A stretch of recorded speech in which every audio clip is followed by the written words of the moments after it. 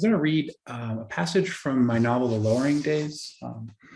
Came out earlier this year. And this passage comes about 5 chapters in. I don't think it needs much setup, though. I will say that the book is set in the Penobscot River Valley, a fictionalized version of that here in Wabanaki territory, what we now call Maine.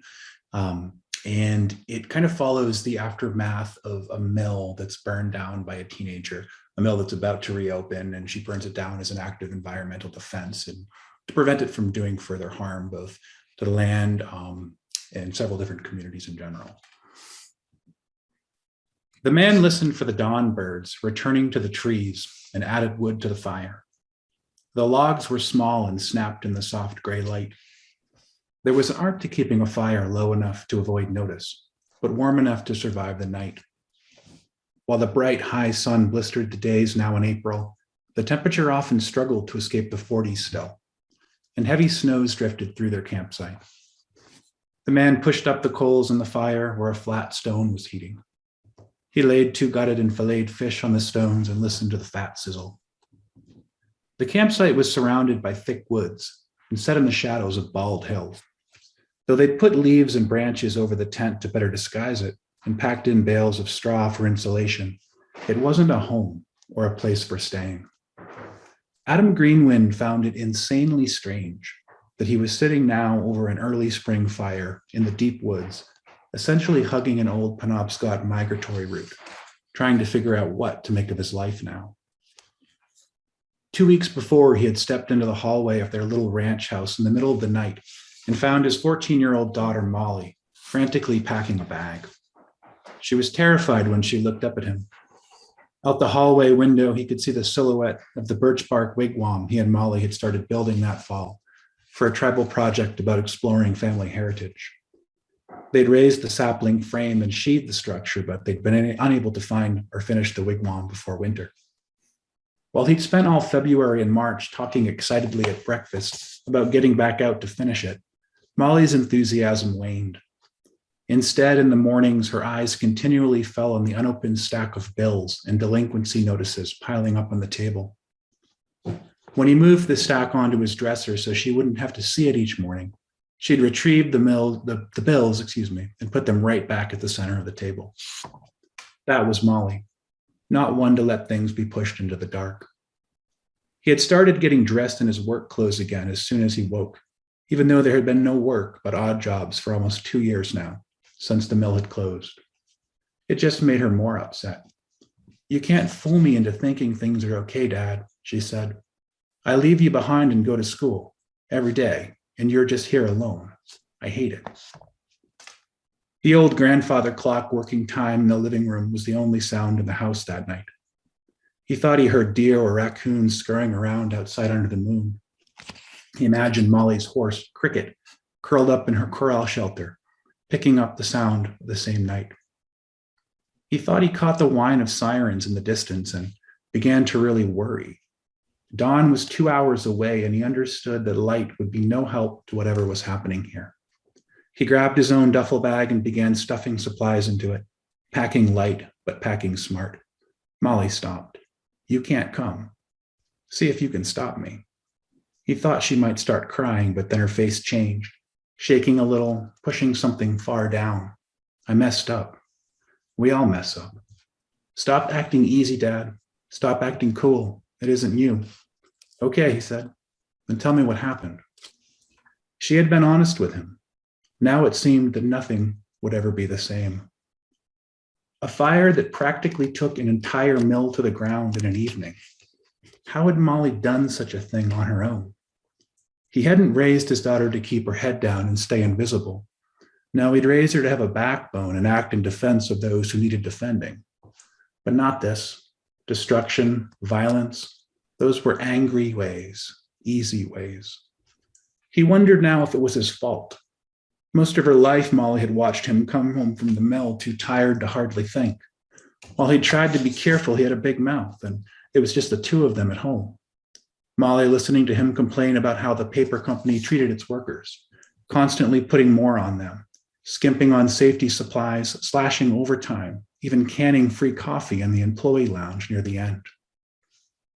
Listening to him rant about the chemicals and the waste, in the awfulness of this mechanized world, listening to him talk about how hard it was to know that your birthright was to caretake the earth, all while doing work that injured the river and traumatized the land. Now Adam listened to the woods around the camp, heard nothing, and grinned at the lie. Several peeled and cut ash saplings were stacked near the edge of the fire's light. Molly had spent all yesterday gathering and cutting the sticks to the right length for a fish weir. She was still asleep in the tent, and he knew that when she woke, she'd start measuring and fitting the weir together, wrapping the sticks with netting. He almost rose, but stopped himself. He could hardly go 20 minutes without checking to make sure she was safe.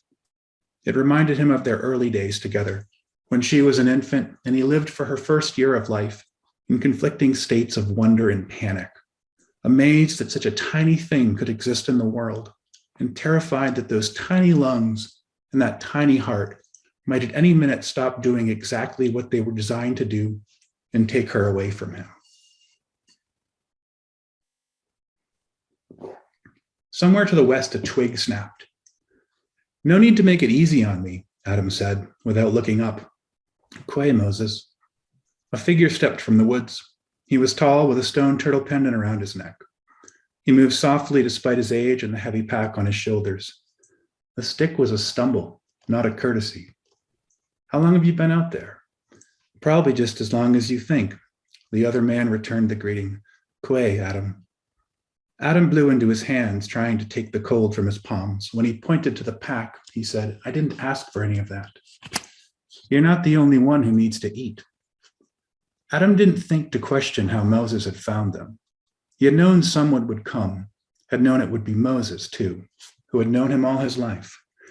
"Well, this is a pickle, isn't it?" Moses finally said. Adam laughed.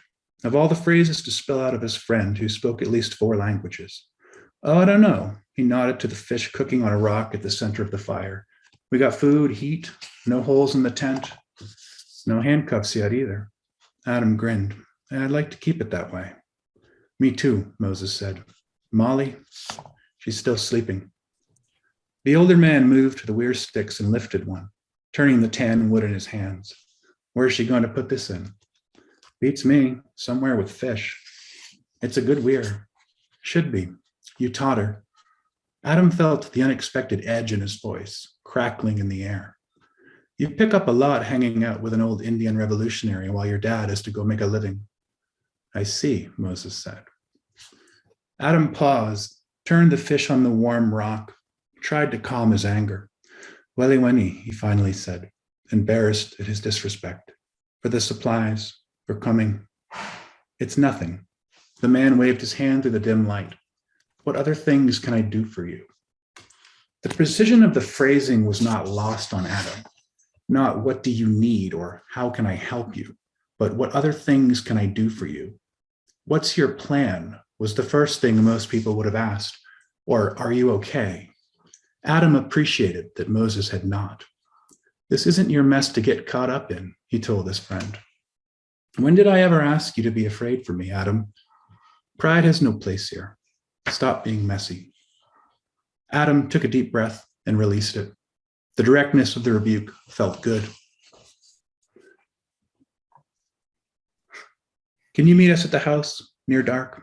Adam asked after a while. 1 week from now? You're going back?" "There is no back." Moses put his hand on Adam's shoulder. "But there's family still." Adam nodded. "Bring your truck and the hitch that fits Cricket's horse trailer. I need you to find a place for her." "I know someone," Moses said. "Good people, discreet people." "What else? What else do you need?" But what was his actual plan? At the mill, he'd been immediately respected because of his ability to figure problems out.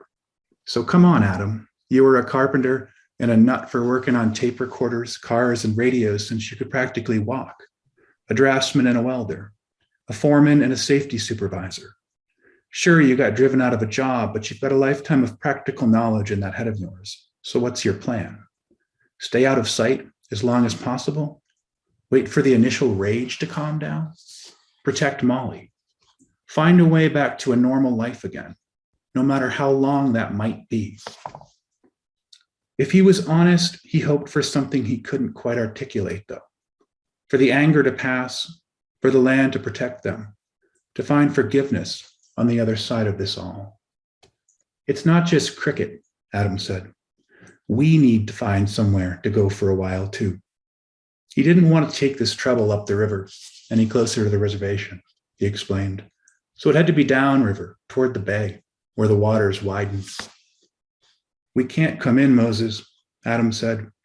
He would do anything to keep Molly out of jail or the foster system, which to them were the same damn thing. What if we did, and what if I never got her back? He felt his face going hot at the idea, and he looked away. Moses Jupiter reached out and brushed the wetness from his friend's cheeks, and then hugged him. I know, Adam.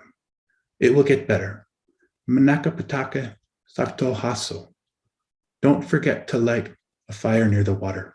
Don't forget to dance and to sing. Adam nodded at the tent. Hug Molly for me, Moses said. Tell her I'll bring waffles next time. Rock sizzled fish only goes so far when you're 14. I'll stop there.